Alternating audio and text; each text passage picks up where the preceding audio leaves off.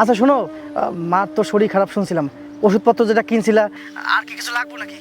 লাগলে বলবা, ওষুধপত্র যেন মার জন্য কমতি না হয়। খালি মা মা আর মা, আমি আমার কথা বলছি আর তুমি মায়ের কথা বলছো।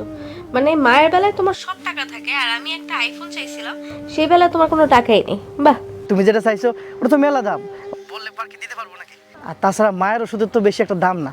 শোনো, প্রতি মাসে মাকে যে ওষুধগুলো দাও না, 3-4 মাস জমালে আমার আইফোনের টাকাটা উঠে যেত। কিন্তু তোমার তো ইচ্ছাই করে না, সেটাই হচ্ছে সবচেয়ে বড় কথা। আর ঠিক আছে, কয়দিন পরেই দিয়ে দেবো, আস্তে আস্তে নাও, সব কিছু দিয়ে দেবো, ঠিক আছে? আচ্ছা ঠিক আছে, যাও তো, ভালো লাগছে না সব কথা বলতে। তুমি যাও কাজ করো, আমারও তো অনেক কাজ থাকে সংসারে। তোমার মা সারাদিন বাইরে বাইরে ঘুরে, আমার ওনার জন্য রান্না করা থেকে শুরু করে সংসারের সমস্ত কাজ একা হাতে সামলাতে সামলাতে না আর কুলাতে পারি না। আচ্ছা ঠিক আছে, আর মা আসলে কিন্তু মনে করে ফোন দিতে কইও। আচ্ছা রাখলাম, ভালো থাকো।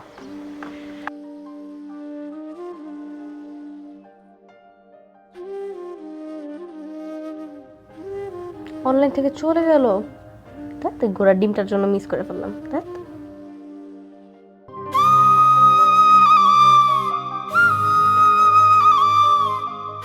অনেকটা লেট হয়ে যাবে আর রাস্তায় যে জ্যাম থাক। দেখছিস অবস্থা? এই যে ম্যাডাম, হ্যালো।